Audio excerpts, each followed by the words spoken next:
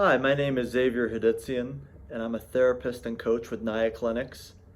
Today, I want to talk about stress, anxiety, and performance. And I want to give you three ways in which you can manage your stress, approach your anxiety, and have better performance more effortlessly, easily, and have more satisfaction and enjoyment in your life. And I want to start off by asking this question of, are you living your life in a state of emergency? If you think about that, you'd probably be like, no, I'm not.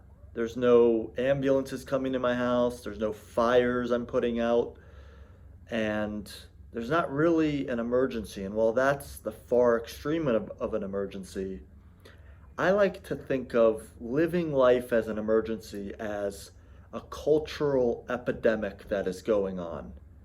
And what I mean by a cultural epidemic is we have this technology, and we think technology is making our lives easier. And in a way, it is. It's also making our lives a lot more stressful because we have 24/7 access to things like work, social media, the internet, and all of this stuff is constantly flooding our mind 24/7, not giving us time to relax, take our mind off of doing, and we fall into this constant cycle of doing more, constantly pushing ourselves harder. And so when I ask you, are you living life as an emergency or in a state of emergency? This leads me into the first thing I want to give you, the first tool. And the first tool isn't something concrete, it's a little more abstract. It might be the most powerful thing I talk about today, and that's awareness. What do I mean by awareness? So if you're walking through the woods, taking a hike, and you step into a bear trap, what's the first thing you're going to have to do? Many people say, well, get out of the bear trap. Pull it apart, rip your leg out, maybe go to a hospital. Yeah, but before that, the first thing would be you'd have to notice you're in the bear trap. And you might say, well, no crap, Xavier. Of course you're going to notice you're in the bear trap. It's painful as hell.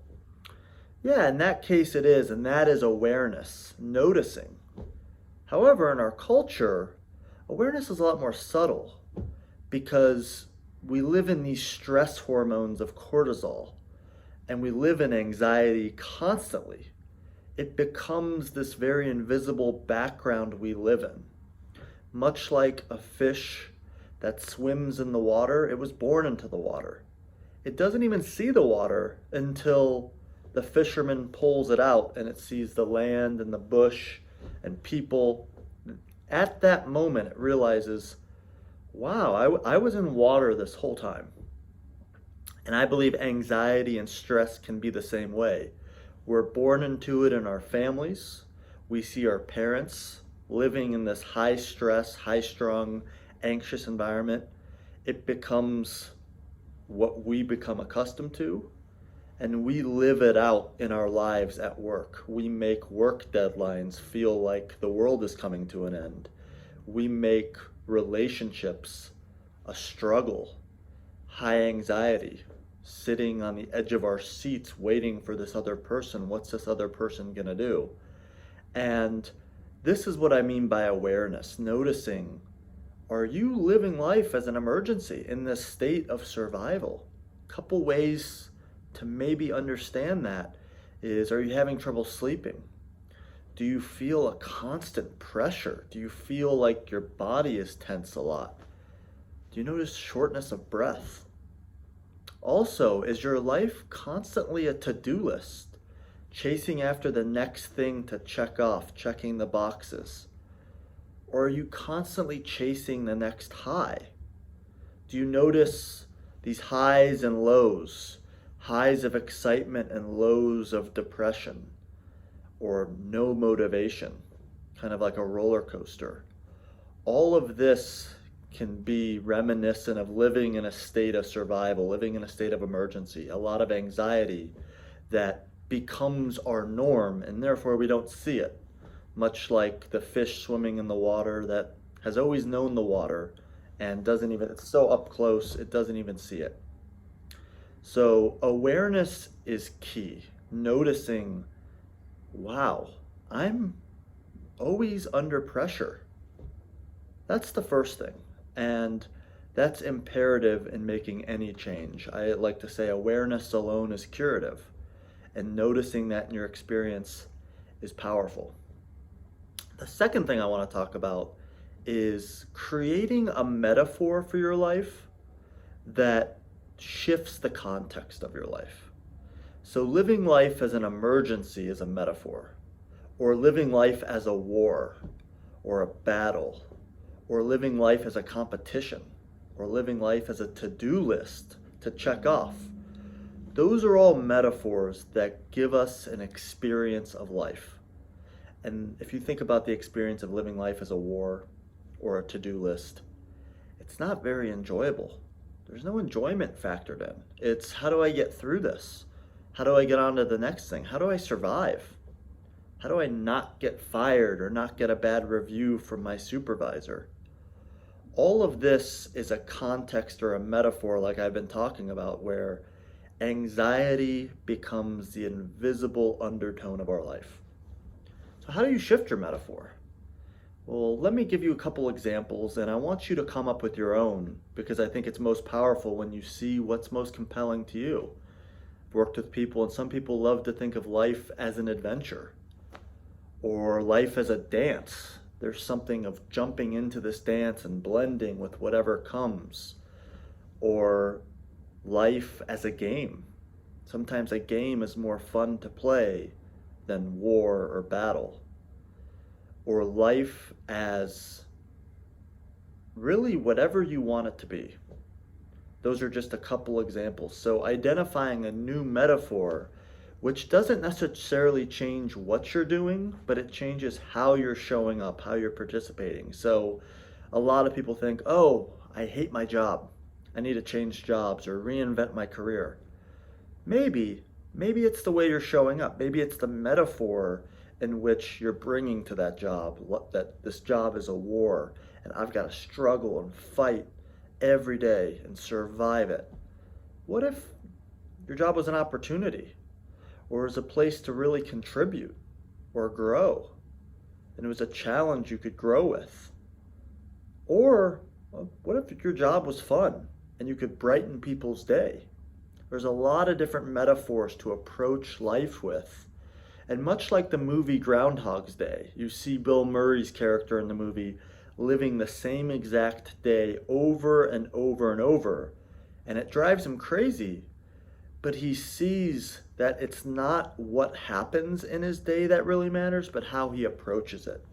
His attitude, his metaphor for life, the way in which he shows up and participates in his life. And that's what I'm giving you here with shifting your metaphor to give you the experience you want to have.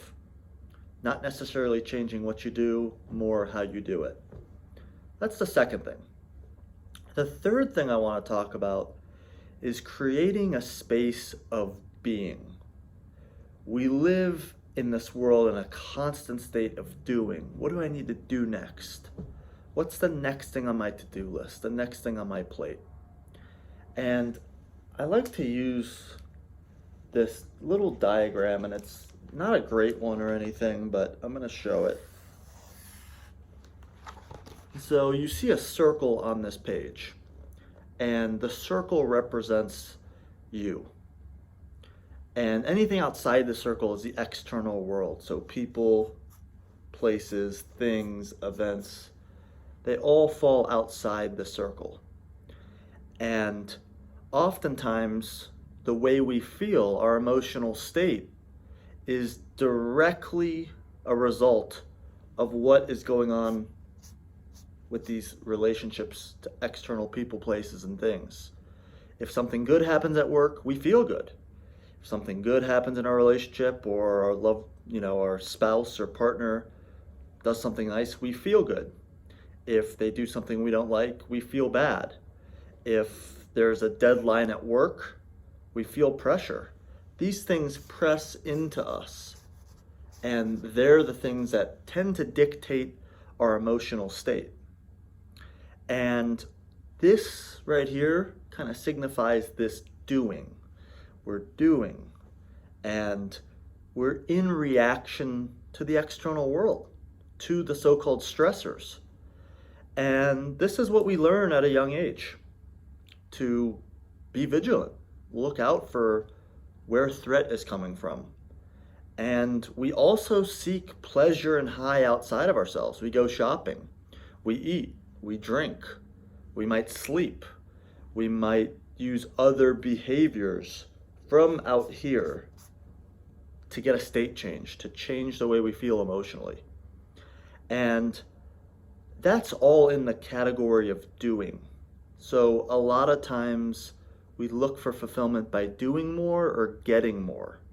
And I want to talk about what being is like.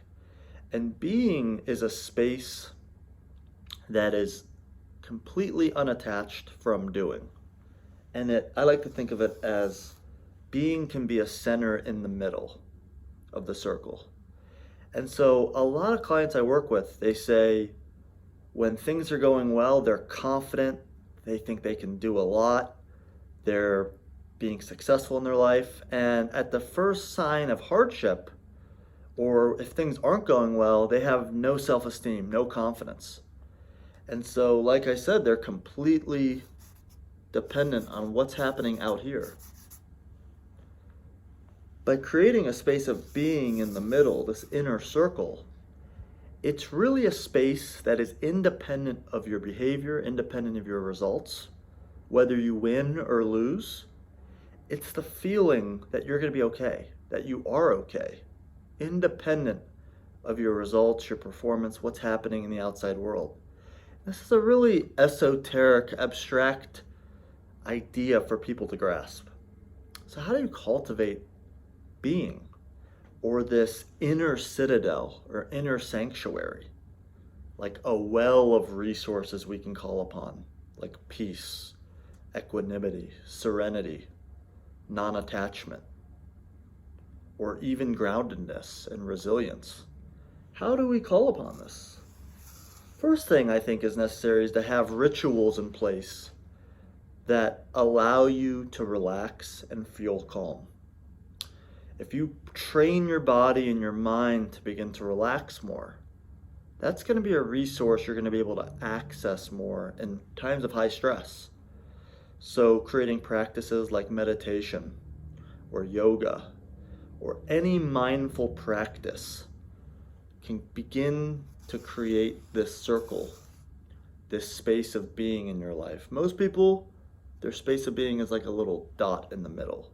It's not really there. They're very tied to the outside world. So a mindful practice, creating relaxation and peace in your life, begins to fill up your internal resources, the well of this, so you can draw upon it. You can show up to business meetings more relaxed. You can show up to work more relaxed. Show up to relationships in a better state. How else do you do this? Another way is to consider your purpose, your mission. If it's about you, or if it's about looking good, or about not looking bad, you're likely going to be living out here. People with a higher purpose and mission, like serving others, they get off themselves, or they put a higher power in this place, whether that's God, nature, some form of spirituality. That works too, and I'm not here to promote any sort of religion or spirituality, but a higher purpose, a higher mission outside of oneself. When you focus on that, it tends to create this space. And this space is best created by practice. You're probably not going to find this on day one. It's going to be having to come back to it. Another way is gaining perspective. Standing in a place, for example, like going to your 90-year-old self, looking back at your life, sitting in that rocking chair on your porch when you're 90, and looking at the world in that place. How would your 90-year-old self view the world?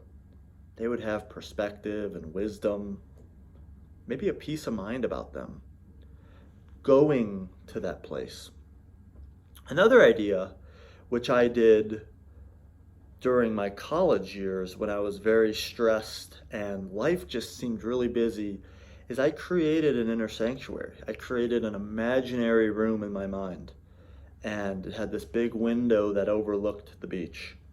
And it had all my favorite, most comforting, relaxing things in it. The carpet, down to the carpet where my feet would rest, was really furry and calming. The smells, the texture, the temperature, the views, the color, all of it. It gave me a sense of peace and comfort and safety. So, a big part of this space is about creating safety. How do you feel safe? Because if you can bring a sense of safety to the world, it's not going to feel so scary. We oftentimes try to extract safety from the world, but the world's always unpredictable and it's going to be safe. And the only safe thing is maybe locking yourself in your house, but even that becomes unsafe because you don't have food and there needs to be a sense of connection. So, creating an inner sanctuary through visualization can be helpful. Creating an imaginary room you go to, you meditate in, you spend time in, you feel safe in. That can be another way. There are a lot of ways to create the state of being, which is outside of doing. It's a place of unconditional acceptance of yourself. Whether you're winning, losing, performing great, performing poorly, you can rest your attention there and know, I'm going to be all right and I'm okay. So that's the third distinction I wanted to give you, the difference between living and doing versus living coming from being. Our culture tends to be about, doing and having. I like to think of be, do, have as a better motto, a better metaphor for having more fulfillment, enjoyment, satisfaction, and overall sense of peace. And so, just to review ways in which better manage, deal with, reduce, eliminate stress, anxiety in your life is awareness. Awareness alone is curative. Are you living in a state of emergency?